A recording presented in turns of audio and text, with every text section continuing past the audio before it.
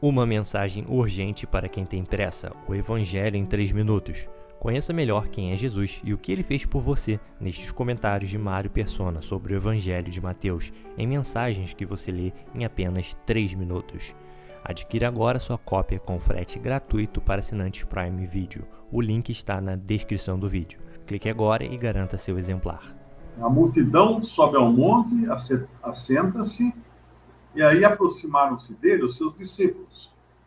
É importante entender que todo o ensino que o Senhor trazia, você tinha a multidão geral, não é?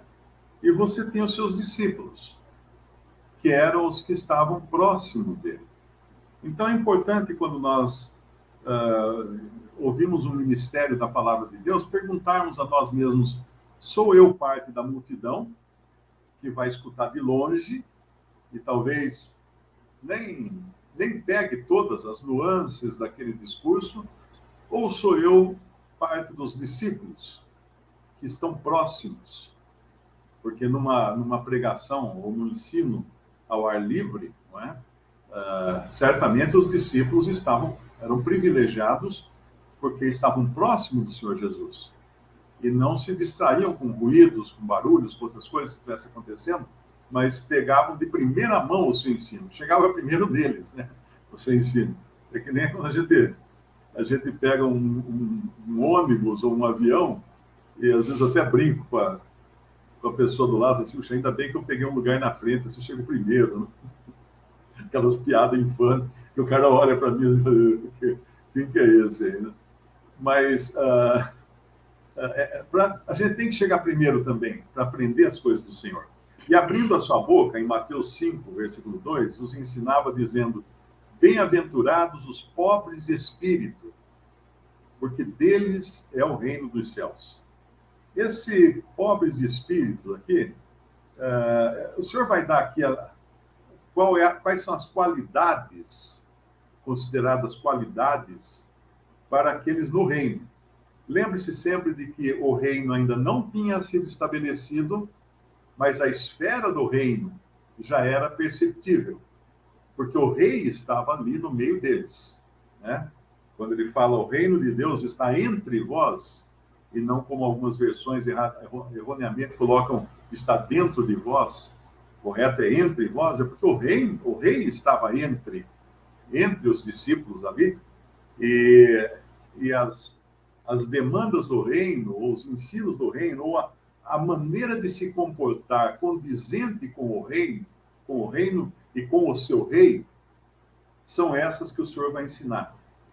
É como se ele já desse uma prévia de como será o seu reino na terra e qual o tipo de pessoa que se adequa ao seu reino, ao comportamento exigido diante do rei de Israel.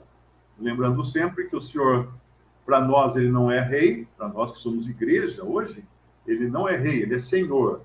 Para Israel, ele é rei. E o reino vai ser estabelecido na terra. E aí as pessoas vão ter que andar dentro dessas coisas aqui. Mas, basicamente, o que ele vai falar em tudo isso aqui é o seguinte: bem-aventurados os perdedores. Por que perdedores? Porque são qualidades de vencedores no reino, mas perdedores no mundo. Porque o mundo não aceita uma pessoa que seja assim.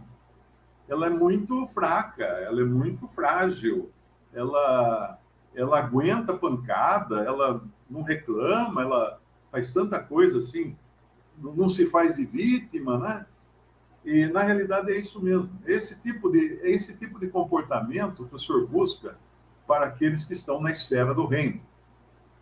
Ainda que não esteja estabelecido o reino, nós já podemos ter o privilégio de viver nessa esfera do reino de uma maneira a agradar o Senhor. Então, quando ele fala bem-aventurados os pobres de espírito, os que choram, os mansos, os injustiçados, os cansados das injustiças, os de coração mole que sentem pena das pessoas, os que promovem a paz, os perseguidos porque eles agem corretamente por sua fé em Jesus, tudo isso são todas essas essas características são características de um perdedor para esse mundo, não é de um super-herói. Não é de um super-herói. Nenhum daqueles super-heróis das histórias de quadrinho, aí, ou então dos filmes. Agora tem que falar dos filmes da Marvel, né? Porque eu sou do tempo das histórias de quadrinho. Nenhum daqueles heróis trazem qualidades assim, porque eles têm que distribuir pancada, não. O negócio é bateu, levou, né? Era essa a maneira deles agirem. Mas nós seguimos o maior perdedor que já colocou seus pés na face da terra, o Senhor Jesus. Esse é o nosso herói. Esse é o nosso herói. O herói que dava outra face. Porque quando você dá outra face, o que acontece? A pessoa esgota a ira, esgota. Tem até alguma história que eu li, o cara fala assim, eu posso te matar. Não, eu sei, você vai me matar. Aí o sujeito ficou em papos de aranha. Como é que... O outro está dizendo, de repente, agora se ele matá-lo, ele está fazendo, na realidade, o que o outro está mandando, e não o que ele queria fazer. Então, é muito importante entender isso, que a não resistência, foi até o que Gandhi, né? Gandhi praticava uma não resistência. Ele não era cristão, ele, inclusive, falou uma vez que ele não era cristão por causa dos cristãos que ele conhecia. Claro, no país dele, invadido por uma nação cristianizada, que era a Grã-Bretanha, ele via realmente o que eles faziam dos hindus escravos, né? Faziam deles uma classe inferior. Mas a resistência que ele fazia era a resistência não violenta. Então, eles faziam coisas que, de repente, os ingleses não sabiam como lidar com aquilo. Você não consegue bater num saco vazio, né? Ele está vazio, você bate e não acontece nada. Mas aqui, quando ele fala... A gente tem que entender uma coisa aqui também, nessas bem-aventuranças, que elas contrariam, de certa forma, o que era ensinado na lei. Porque a lei era olho por olho, dente por dente. A lei era reacionária. O cara bateu em mim, arrancou meu olho, eu arranco o olho dele, arranco o dente dele. A lei mandava fazer isso, olho por olho, dente por dente. Porque dentro de um contexto terreno de Israel na terra, eles tinham que matar os inimigos. Eles não podiam exercer misericórdia para com os inimigos, eles tinham que manter o lugar deles na terra. Porque o lugar deles era na terra, a promessa deles era naquela terra, ainda que não era o reino de Deus na terra, como será no futuro. Então, a maneira deles reagirem estava de acordo com a lei. Mas aqui o Senhor vai falar de uma outra esfera de coisas que é de acordo com o seu reino, que será instalado na terra. E como se fosse já os seus súditos desse reino, já deveriam começar a ensaiar, a treinar a sua maneira de agir, ainda aqui numa terra inimiga, numa terra avessa à maneira de Deus, ou às maneiras de Deus, né?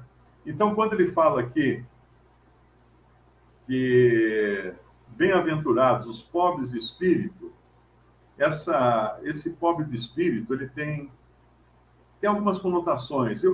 Normalmente, a gente deveria dizer que um pobre de espírito é uma pessoa incapaz de se defender. Uma pessoa que não tem como reagir, não é? Eu estenderia um pouco mais essa interpretação àqueles que nasceram incapazes de se defender também. Nasceram incapazes de reagir. Eu tenho um filho que é cego, tem paralisia cerebral. Eu considero ele um pobre de espírito, porque ele não tem condições de reagir, ele não reage. Uma vez ele era ainda pequenininho, levava ele num carro, aqueles carrinhos guarda-chuva, né? Então eu parei o carrinho assim na calçada, esqueci de pisar na trava do freio, das rodinhas, né? E virei para abrir o portão. Quando eu virei, o carrinho andou. Desceu assim na descida da calçada, e eu tentei correr para pegar o carrinho desceu no meio-fio e tombou de frente para o asfalto. ele bateu com o rosto no asfalto, porque ele não tem a reação de pôr as mãos na frente. Uma outra criança teria instintivamente colocado as mãos na frente. Ele não. Ele manteve as mãos abaixadas no colo e bateu com o rosto no asfalto. Isso porque ele não tem reação de defesa. Não tem nenhuma reação de defesa. Então, eu considero ele um pobre de espírito, que nasceu pobre de espírito. Então, ele tem que ter alguém que olhe por ele. Agora, transfira isso para nós. Nós não temos também, não necessitamos também de alguém que olhe por nós, porque nós nos achamos capazes de pôr a mão na frente. Quando vamos bater com a cara no chão, a gente fala, eu ponho a mão na frente, eu seguro aqui, eu aguento. E aí, até aquele dia que o Senhor coloca a gente numa cama para aprender a ser um pobre de espírito, a ser um incapaz, a ser uma nulidade de pessoa. Porque, na realidade, uma das coisas que o Senhor está fazendo com cada um aqui nessa vida é ir quebrando. Quebrando. Como você faz com um diamante, né? Você pega aquela pedra bruta, você tem que ir quebrando, arrancando a casca, arrancando os pedaços, tal, né? Para deixar só a parte que é preciosa dele. E assim o Senhor faz conosco também. Ele quer nos tornar pobres de espírito. E aqui ele fala, porque deles é o reino do céu. Esses são os que estão numa qualidade já adequada ao reino dos céus. Então, no reino dos céus, no reino cuja origem é o céu, ou são os céus, né? Nesse reino, a autossuficiência não tem lugar. A confiança própria não tem lugar. A autodefesa não tem lugar. Ao contrário da lei. Olho por olho, dente por dente. Bateu, levou. Assim era a lei. Mas não no reino do Senhor agora. A autodefesa não tem lugar. Porque não é essa a vontade de Deus para conosco hoje. Eu estou falando isso, que é o que a Bíblia ensina. Alguém vai chegar assim, Mário, mas se vier um cara e te der um soco na cara, você não reage? Eu vou saber o que minha carne vai fazer naquela hora. Por isso que eu evito ao máximo ensinar a palavra de Deus. Tipo assim, não, vocês têm que fazer que nem eu. Faça que nem eu e você está lascado, meu amigo. Você age assim, Mário? Não sou eu o modelo. O modelo é Cristo. O modelo é Cristo Jesus. Por isso que eu não gosto. Às vezes você vê uma pregação de alguém muito eu. Tem um pregador na internet, tem uma pessoa que é conhecido na internet. Hoje alguém me perguntou, mas sempre me perguntam dele. E eu evito responder, sabe? O que você acha do fulano? Eu evito responder. Uma vez eu respondi, eu falei, eu acho que tem muito eu na pregação dele. Porque eu.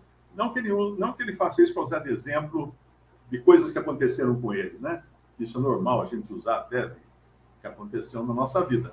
Mas porque eu sou assim, eu faço assim, eu. A pregação tem que ser ele. Ele é o nosso exemplo, ele é o nosso referencial.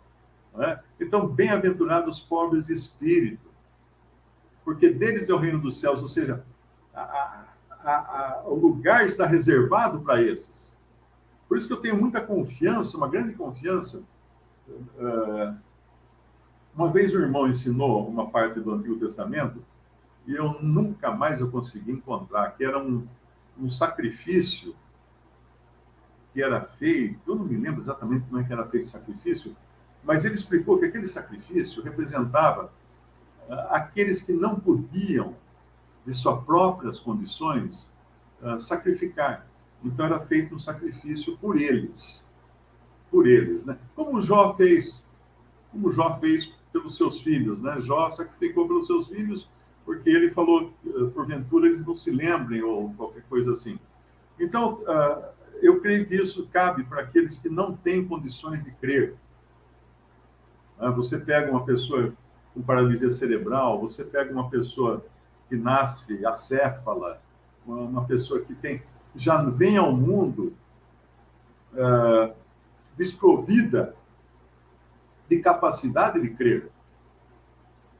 Tanto é que um dos grandes receios, né, meu irmão falou isso uma vez, ele falou assim, eu sinto uma grande pena de pessoas que negam a Cristo a vida inteira e depois entram, tem lá um AVC ou tem entram num estado de como é que chama, invalidez cerebral, a pessoa fica que nem um vegetal, porque aí ela não tem mais.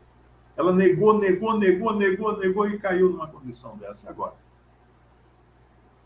É a morte, né? Para ela é a morte.